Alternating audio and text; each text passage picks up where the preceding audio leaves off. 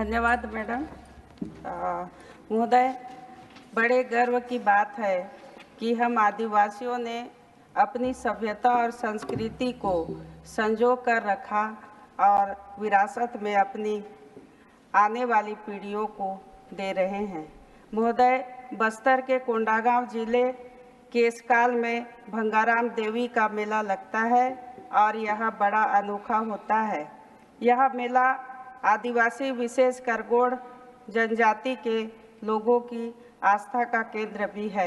जिस तरह न्यायाधीश मामले को सुनते हैं और न्याय देते हैं, उसी तरह मेले में भंगाराम देवी की अदालत में सभी देवी देवताओं की पेशी होती है और उनसे पूरे साल के कार्यों का ब्यौरा लेती है। यदि उन लेखा जोखा में किसी देवी देवता की गलती निकलती है तो माता उसे निष्कासित भी कर देती है या उनके कार्यों को कुछ समय के लिए रोक देती है। मेले में लाखों लोग आते हैं, लेकिन स्थानीय क्षेत्र का विकास नहीं होने के कारण परेशानी का सामना करना पड़ता है।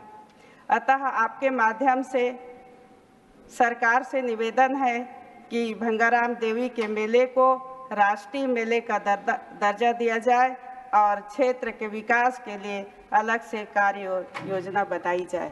धन्यवाद। Thank you speaker ma'am, chairman ma'am, आपने इस बिल पे बोलने का मौका दिया। मैं इसकी हमायत करता हूँ। श्री शफी फरामबिल जी ने जो बहुत अच्छा प्राइवेट बिल लेके आए हैं, क्योंकि ये जो समस्या है एयरलाइन की, ये पूरे देश में ही है। क्योंकि ये अब समय हर किसी के पास बहुत कम है। हर कोई चाहता है कि मैं बाई एयर सफ़र करूं, और आमतौर पर पारिवारिक मेंबर जो 2-2, 4-4 जाते हैं, इकट्ठे जाते हैं, उनको जब एयरलाइन से पता चलता है, जैसे दिल्ली से आप अमृतसर की बात करें, तो मानिए कि जो नॉर्मल एयरफेयर है वो 15-15 हज़ार, 18-18 हज़ार एक आम टिकट का आता है, जो इकॉनमी क्लास है। और कई बार तो ये होता है कि इकॉनमी क्लास 18,000 की आती है और बिजनेस क्लास 22,000 की लगी होती है, सेम एयरलाइन। लेकिन इससे मुश्किलात जो है वो आम पब्लिक को इसका सामना करना पड़ रहा है। चेयरमैन मैम, चंडीगढ़ महज 225 किलोमीटर है यहाँ से, उसका किराया 7,000, 8,000, 10,000, 12,000, 15,000 कुछ भी वसूल रहे हैं। सिर्फ 30 मिनट की फ्लाइट है, पता नहीं उसका क्या मैकेनिज्म है। बोर्डिंग पास पे लिखा होता है 1 घंटे की फ्लाइट है, लेकिन फ्लाइट 30-35 मिनट की होती है। और डीजीसीए इसको रेगुलेट करता है और उसके पास पावर है। सेक्शन 135(1) की जो बात की है, उसको पावर देने की जरूरत है, क्योंकि जो कमेटी भी कह रही है, स्टैंडिंग कमेटी ट्रांसपोर्ट की जो रिपोर्ट है 10 अगस्त 2023 को जो प्रेजेंट हुई है, लेकिन उसके बाद भी कोई बदलाव नहीं आया। कोरोना काल में मैम पूरी दुनिया में ये बात आई है कि जो एयरलाइन कंपनी है उसके बाद इन्होंने किराया 3-3, 4-4 गुना बढ़ा दिया, और उसको बाद में किसी ने भी कम नहीं किया। अब मानेंगे, चंडीगढ़ का किराया इमरजेंसी जब कोई सर्विसेज देनी पड़ती है, जैसे कोई फ्लड के माहौल बन गए, जैसे किसान एजिटेशन था, तो चंडीगढ़ का किराया 70-70 हज़ार भी वसूला गया एयरलाइन के द्वारा। अमृतसर का किराया, क्योंकि टूरिस्ट सिटी है, बहुत लोग आते हैं, करीब एवरेज एक दिन में 1 लाख से 1.5 लाख लोग आते हैं। लेकिन मैम उसमें जब किराया इतना बढ़ोतरी होती है तो अब लोगों के पास ऑप्शन भी है। अब इंटरनेशनल फ्लाइट्स की बात हो रही थी, तो आप मानेंगे अमृतसर से सिंगापुर जाने के लिए 20,000 विद इंक्लूडिंग होटल, सिंगापुर हो गया, मलेशिया हो गया, वहां की एयरलाइन दे रही। और इंटरनेशनल जो एयरलाइन है वो तो दे रही है, लेकिन डोमेस्टिक एयरलाइन है, जैसे पंजाब से भी बहुत लोग यूएई में हैं, गल्फ में हैं, लेबर क्लास है, लेबर करने जाते हैं। लेकिन अमृतसर से जो फ्लाइट स्पाइस जेट है, मैं अमृतसर की बात करता हूँ, वहाँ से फ्लाइट है इंडिगो की है दुबई के लिए, शारजा के लिए, एयर इंडिया एक्सप्रेस है। तो एयर इंडिया एक्सप्रेस सबसे महंगी मिलेगी आपको, वन वे 28,500 की टिकट है। दिल्ली से लेंगे वही टिकट आपको 16,000 17,000 में मिलेगी। वहां से 400 किलोमीटर कम पड़ता है दूरी, लेकिन टिकट 25% 35% महंगी है। और लेबर क्लास है, वहां उनके कोई पीछे कोई मुश्किलात आ जाए, कोई डेथ हो जाए तो लोग सफर भी नहीं कर पाते, क्योंकि उनकी आमदन बहुत कम है, क्योंकि किराया बहुत ज्यादा वसूला जा रहा है। उसके बाद जो डीजीसीए में आप रिस्पॉन्सिबिलिटी है वो तय तो कर रखी है। मेरा मानना है मंत्रीगण चेंज हो जाते हैं, दूसरे मंत्री आ जाते हैं।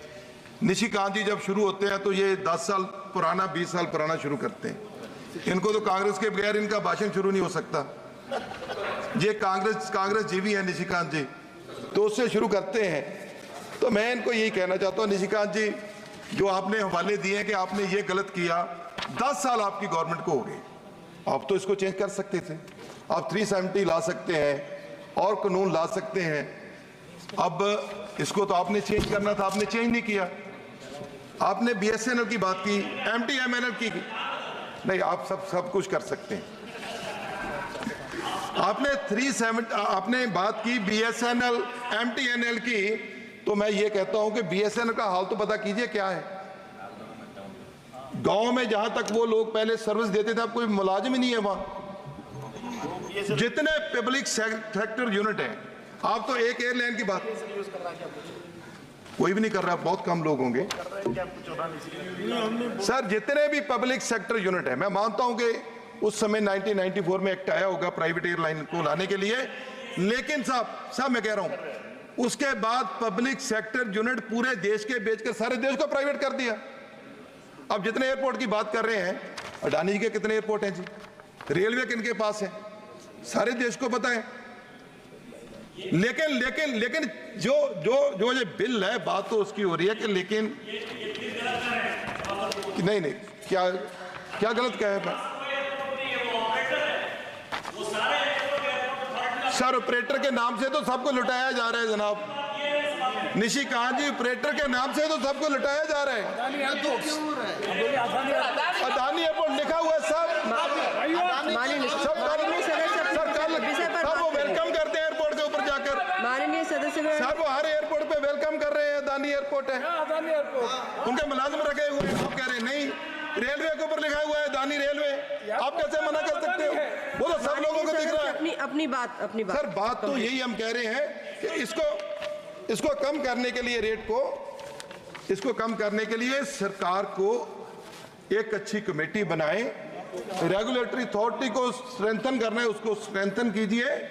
हम इस बिल का समर्थन करते हैं, लेकिन जो पब्लिक है जिसको 2006 में, अब चट भी मेरी और पट भी मेरी नहीं चलेगी। सर आप साथ ही थे उस समय सर, आप साथ थे, अपने विषय को आपने तो बताया था, आपने सजेस्ट किया था, सिंधिया जी आपने सजेस्ट किया था, ये सिंधिया जी आपने सजेस्ट किया था, बिल्कुल सर। ये गुनाह साथ जाएंगे। माननीय सदस्य अपनी बात कंप्लीट करिए। मैं आप सभी से अनुरोध कर रही हूँ अपने।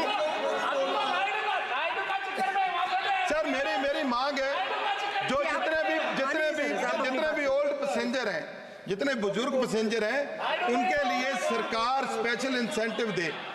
लेकिन अब जब सीट जब बुकिंग हो जाती है मैडम, सिर्फ जो मिडिल सीट है चेयरमैन मैम, सिर्फ वही नॉर्मल बुकिंग पे मिलती है। सभी सीटों के ऊपर 200 से लेकर 2000 रुपया फिर एयरलाइन वहां लेती है मौके के ऊपर। एक फैमिली जाती 10 आदमी, 10,000 रुपया 20,000 रुपया उनसे फिर ले लिया। तो ये सब चीज को रेगुलेट करना है, और इन्होंने सारा देश बेच के, मैडम आपको सबको पता है। धन्यवाद माननीय। एयरलाइन की बात करते हैं, रेलवे, जो जितने पब्लिक सेक्टर यूनिट है, सारी जायदाद तो इन्होंने बेच दी है। कम से कम इसको रेगुलेट कर दीजिए। मैं मंत्री महोदय जी को बेनती है कि हमारे जो साथी शफी पार्मेबिल जी बिल लेके आए, हम उसका समर्थन करते हैं और इसके ऊपर सख्ताई से पेश आए। धन्यवाद। Thank you, Madam Speaker. First of all, congratulations to my colleague, Shafi Saab for this bill. A lot of discussion has happened. I want to bring to the notice of the Honorable Minister that I come from Goa and we have got two airports. One is the Dabolim Airport and the newly constructed Mopa Airport. Now when we talk about the difference in prices, we have a similar situation in Goa. Now when we investigated, we came to know that the difference in price, we have two airports, sir, Dabolim and Mopa. And at the same time when the aircraft is leaving, if you want to book the ticket, you will find difference in prices. When we inquired, we came to know it was because of UDF, User Development Fee. We have made a lot of noise. Even the Chief Minister of Goa has promised that he will be approaching the center for the same. So this, if it can be tackled, because what is happening is, as per the reply what I got yesterday, in 2023-24, Dabolim recorded a passenger movement of 68,55,000 and at Mopa 44,38,000. What we are worried, the people especially in South Goa, we feel that there have been attempts somehow to close down the Dabolim airport. We were given assurance in 2009 via a cabinet decision by Dr. Manmohan Singh that both airports will be operational simultaneously. But we have seen that these airlines have shifted operation to Mopa all of a sudden. One is the SpiceJet, Oman Airways, Qatar Airways, TUI Airways, and now recently, a week back, Air Arabia. So we have been told that there's no regulation to stop them. But we also want to know that by shifting these airlines, sudden airlines, it is going to have a bearing on Dabolim Airport, because Dabolim Airport is not an airport just for landing, but the entire economy of South Goa and probably of Goa depends on Dabolim Airport, because lakhs and lakhs of tourists are landing there, and whether it is the shack operators, the hoteliers, the taxi drivers, all are dependent on this airport. My humble request, sir, please ensure that Dabolim Airport remains operational and the jobs of lakhs and lakhs of people are protected. Thank you. धन्यवाद अध्यक्ष महोदय. मला या सदनात बोलण्याची संधी दिल्याबद्दल मी आभार मानतो. ज्यांच्यामुळे मी सदनात आलो तो माझा पक्ष, महाविकास आघाडी आणि अमरावती लोकसभा मतदारसंघातील मायबाप जनता यांचे सुद्धा आभार व्यक्त करतो. महोदय, बजेटवर बोलताना माननीय अर्थमंत्री महोदयांनी जे बजेट सादर केलं ते बजेट प्रादेशिक काही राज्यांपुरतं बजेट आहे की देशाचं बजेट आहे याचा सुद्धा मलाच नव्हे तर संपूर्ण सभागृहाला प्रश्न पडलेला आहे. अध्यक्ष महोदय, त्यात स्पष्टता सुद्धा तेवढीच आहे. अध्यक्ष महोदय, खुर्ची वाचवण्याच्या नादात आमचे राज्याचे मुख्यमंत्री माननीय एकनाथजी शिंदे आणि आदरणीय अजितदादा पवार यांनी महायुतीचं सरकार आणण्यासाठी फार मोठं बलिदान दिलं, पण त्या बलिदानाचा कुठलाही विचार या बजेटमध्ये केला गेला नाही. सर्वात जास्त जीएसटीचं उत्पन्न हा महाराष्ट्र देतो आणि महाराष्ट्रात जर बजेटमध्ये काय असेल तर मी म्हणेल भोपळा असेल. अध्यक्ष महोदय, शेतकरी, युवक, महिला, गरीब या मुद्द्यांवर अर्थमंत्री महोदयांनी वरकरणी लक्ष देण्याचा प्रयत्न केला, परंतु त्यासाठी प्रामाणिकपणा आवश्यक असते. तो प्रामाणिकपणा या बजेटमध्ये असताना दिसत नाही. म्हणून अध्यक्ष महोदय, कुसुमाग्रज म्हणतात, जनतेच्या स्वप्नांचे हे फसवणुकीचे खेळ, आश्वासनाच्या फुलामध्ये काटे भरलेले बेरोजगारीचे जाळं, सरकारच्या शब्दांचे हे सोनेरी ढग, प्रत्यक्षात मात्र दुःखाचे सागर, वेदनेचं जग. तर अध्यक्ष महोदय, शेवटी जनतेच्या नशिबात दुःखच आहे. आकड्याच्या खेळात आमचा शेतकरी पिजला जाऊ राहिला. जो तो शेतकऱ्यांचा कैवारी म्हणून आज छाती पिटून सांगत आहे, मग राज्य सरकार असेल केंद्र सरकार असेल, परंतु शेतकऱ्यांच्या नशिबी काय आहे? त्याला आपल्या बजेटमध्ये अन्नदाता म्हटलं आहे अध्यक्ष महोदय. त्याची एक प्रकारची थट्टा आहे. आपले पंतप्रधान यांनी शेतकऱ्याचं उत्पन्न दुप्पट करू, शेतीमालाला योग्य भाव देऊ, ह्या अनेक शेतकऱ्यांच्या बाबतीत घोषणा केल्या.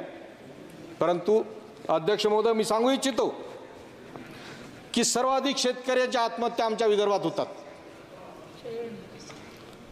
पहिल्या 6 महिन्यात जवळपास 557 शेतकऱ्यांनी आत्महत्या केल्या.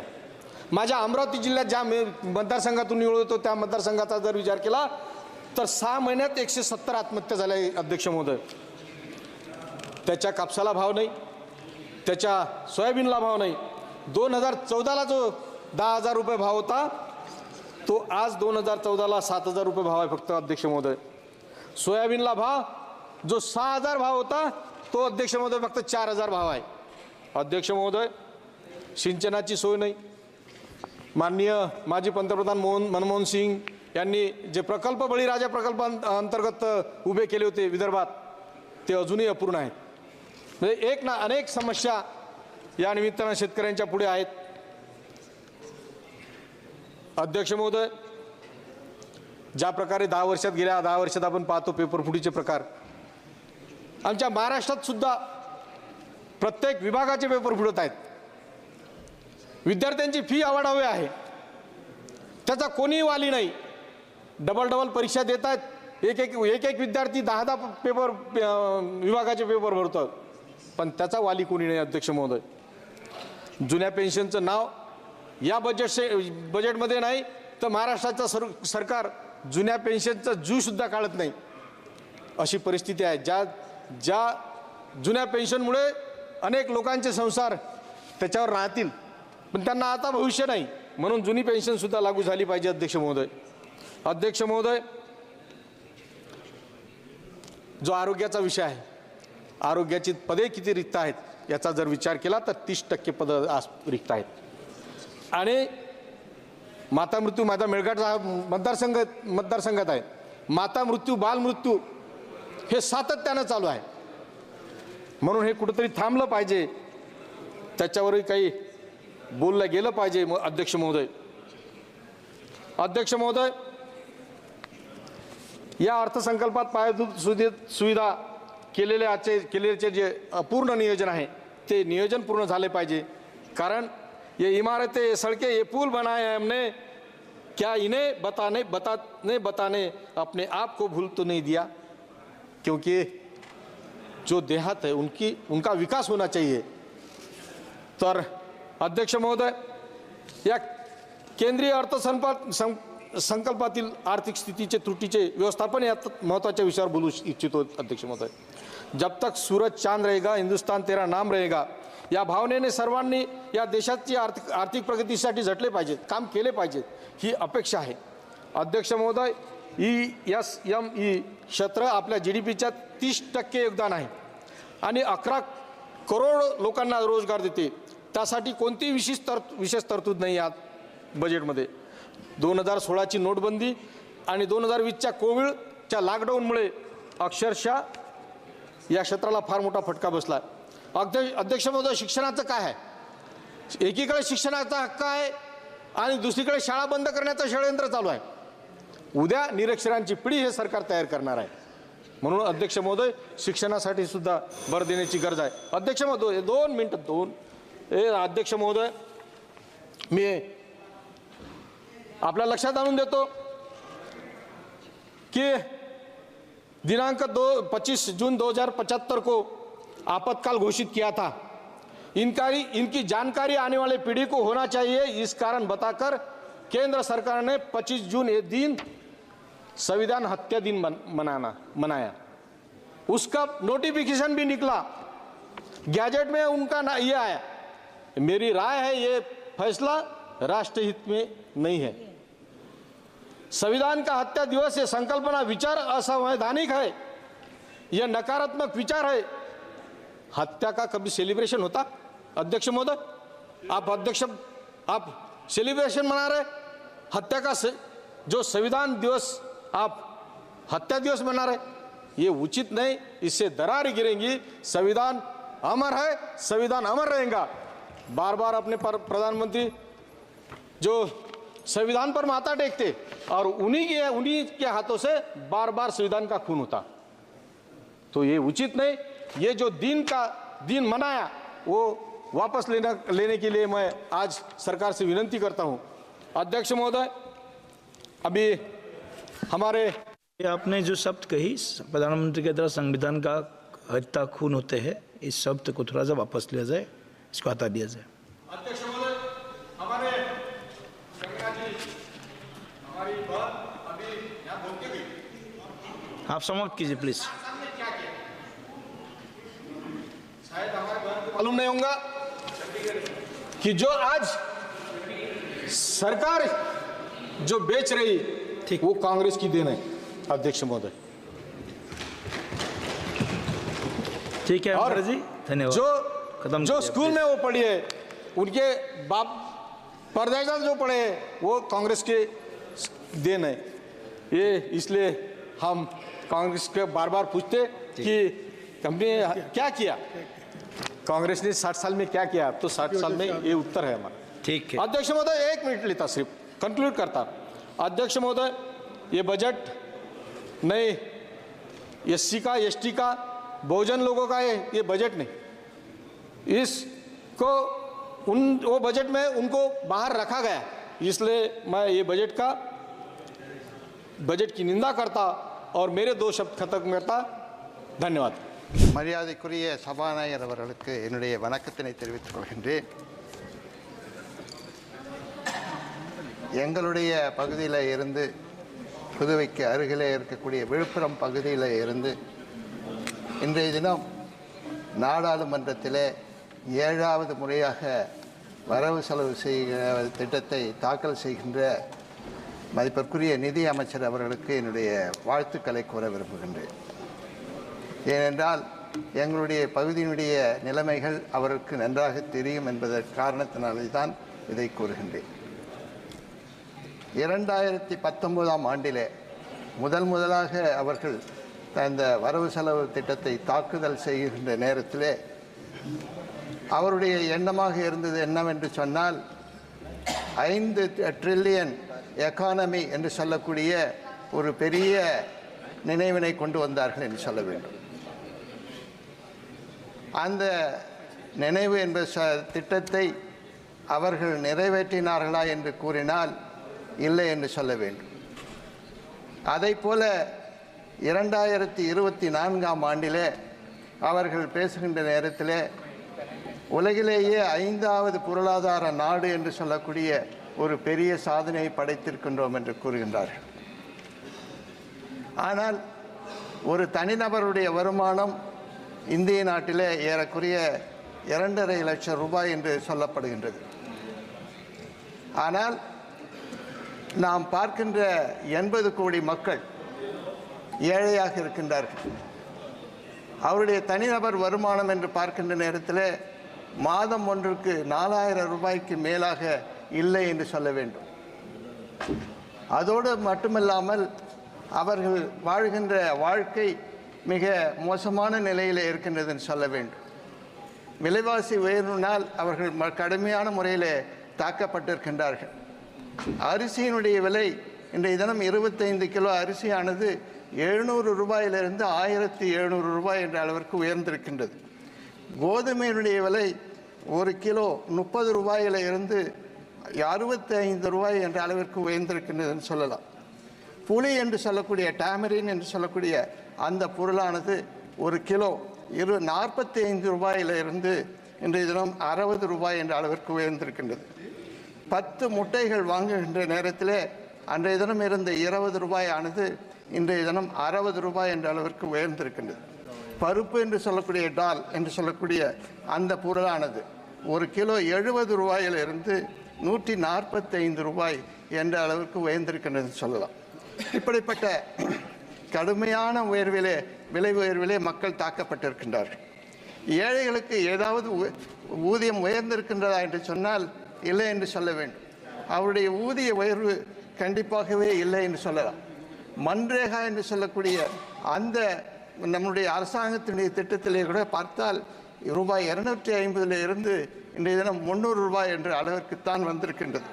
படித்தவருடைய ஊதியம், அதாவது குறைந்தபட்ச படிப்பு படித்திருக்கக்கூடிய மக்களுடைய ஊதியம் என்று பார்த்தால் மாதம் ஒன்றுக்கு 6000 ரூபாய்க்கு மேலாக இல்லை என்று சொல்லலாம். பட்டதாரிகளுக்கு ஊதியமாக கிடைப்பது என்று பார்த்தால் 12000 ரூபாய்க்கு கீழாகத்தான் இருக்கின்றது என்று சொல்ல வேண்டும். விவசாயிகளுடைய விளைபொருளுக்கு சரியான விலைகள் கிடைக்கின்றன என்று சொன்னால் அதுவும் இல்லை என்று சொல்ல வேண்டும். உரம், பூச்சி மருந்து என்று சொல்லக்கூடிய அந்த இடுபொருட்களினுடைய விலைகள் கடுமையான உயர்ந்திருக்கின்றது. விவசாயிகளுக்கு தேவையான கடன்கள் கிடைக்கின்றதா என்று சொன்னால் இல்லை என்று சொல்ல வேண்டும். அதே போல அமைப்பு சாரா பெண்கள், அந்த வேலையில் இருக்கக்கூடியவர்களுக்கெல்லாம் ஊதியம் சரியான நேரத்திலே சரியான ஊதியம் கிடைக்கின்றதா என்று சொன்னால் இல்லை என்று சொல்ல வேண்டும். குடும்ப பெண்கள் வாழும் உரிமையை பெற்றிருக்கின்றார்களா என்று சொன்னால் இல்லை என்று சொல்ல வேண்டும். இப்படிப்பட்ட நிலைதான் இன்றைய தினம் இருக்கின்றது என்று சொல்லலாம். அது மட்டுமல்ல, அந்த குடும்ப பெண்களுக்கு பொருளாதார சுதந்திரம் இருக்கின்றதா என்று சொன்னால் இல்லை என்று சொல்ல வேண்டும். அவர்களுக்கு மரியாதை இருக்கின்றதா என்று சொன்னால் இல்லை என்று சொல்ல வேண்டும். பாதுகாப்பு இருக்கின்றதா என்று சொன்னால் இல்லை என்று சொல்ல வேண்டும். அதைத்தான் எங்களுடைய ராகுல் காந்தி அவர்கள் அவர்களுக்கு உரிமையை தர வேண்டும் என்று கூறியிருந்தார்கள். இந்திய ஏழை மக்கள் படும் துயரம் மிகப்பெரியது என்று சொல்ல வேண்டும். இதை பற்றி சிந்திக்காத இந்த அரசாங்கத்தை மக்கள் விரும்பவில்லை என்பதைத்தான் இந்த நேரத்தில் கூற வருகின்றேன். அதன் காரணமாகத்தான் இன்றைய தினம் பிஜேபி அரசாங்கமானது மைனாரிட்டி அரசாங்கமாக வந்திருக்கின்றது என்று சொல்ல வேண்டும். இந்த மைனாரிட்டியாக ஆக்கியது யார் என்று சொன்னால் இந்தியா கூட்டணி என்று சொல்ல வேண்டும். இந்திய மக்கள் இதை செய்திருக்கின்றார்கள் என்று சொல்ல வேண்டும். நீங்கள் வணங்கும் ஸ்ரீ ராமபிரான் வாழும் மாநிலமான உத்தரப்பிரதேசத்தை கைவிட்டீர்கள். அதை போலவே ஸ்ரீராமரையும் கைவிட்டீர்கள். நாங்கள் ஜெய் ஸ்ரீராம் என்று கூறுவோம். ஆனால் நீங்கள் இப்பொழுது ஜெகநாத் என்று கூறுவீர்கள். நீங்கள் மராட்டியத்தை, ஹரியானா மாநிலத்தை மறந்துவிட்டீர்கள். நீங்கள் பிறந்த இடமான தேவபூமியை மறந்தீர்கள். வளர்ந்த வாரணாசியை மறந்தீர்கள். ஸ்ரீராமர் பிறந்த அயோத்தியை பார்க்கவில்லை. நீங்கள் பிறந்த, வளர்ந்த, வாழ்ந்த இடங்களை மறந்திருக்கின்றீர்கள். அவர்களுக்கு வேண்டியதை செய்யுங்கள். அவர்களுக்கு வேண்டிய உதவியை செய்யுங்கள். ஆந்திர மாநிலத்திற்கும் பீகாருக்கும் எப்படி செய்தீர்களோ அதை போல செய்ய வேண்டும் என்று அதை போலவே புதுவை மாநிலத்திற்கு நீங்கள் பல வாக்குறுதிகளை தந்திருந்தீர்கள். மாநிலத்திற்கு அதிக நிதி உதவி தருகின்றேன் என்று கூறியிருந்தீர்கள். கல்வி வளர்ச்சி, சுற்றுலா வளர்ச்சி என்று கூறினீர்கள். ஆனால் எதுவுமே புதுவைக்கு கிடைக்கவில்லை. சென்ற ஆண்டு ரூபாய் 3389 கோடி ரூபாய் தந்தீர்கள். ஆனால் இந்த ஆண்டு 120 கோடி ரூபாய் குறைந்திருக்கின்றது சொல்ல வேண்டும். புதுவை மாநிலத்தில் மின்துறை அரசால் சரியான முறையில் நடத்தப்படுகின்றது. இதில் எந்த விதமான நஷ்டமும் இல்லை. ஆகவே இதை தனியார் மயமாக்குவதை தடை செய்ய வேண்டும். மாநிலத்திற்கு அதிக நிதி உதவி செய்ய வேண்டும் என்று கேட்டு விடைபெறுகின்றேன். நன்றி. வணக்கம்.